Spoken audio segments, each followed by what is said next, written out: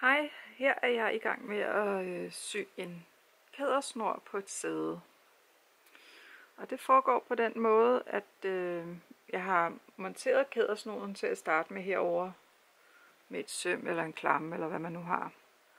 Og så syr jeg med vokset håndgarn.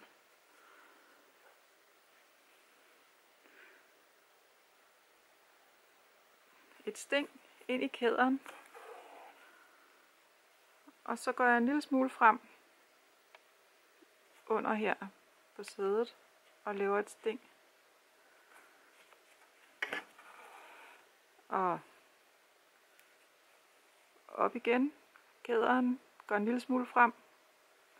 Jeg går en lille smule frem, fordi hvis ikke man er meget nøjagtig, det ligger lige over for hinanden, så risikerer man, at kæderen den sidder og buler bagefter.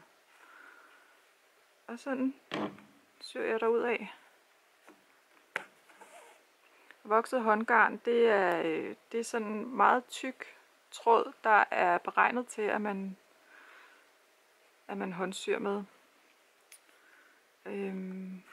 Det er vigtigt, at det er noget meget stærkt tråd, man bruger, og så skal det også være noget, der er beregnet til håndsyning, fordi hvis man bruger almindelig sytråd, så risikerer man, at det sådan laver knuder på snoren undervejs.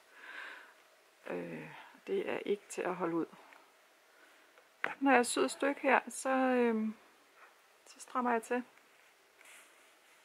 Og så kan jeg ligesom hjælpe den lidt her ind på plads. Så ligger den der.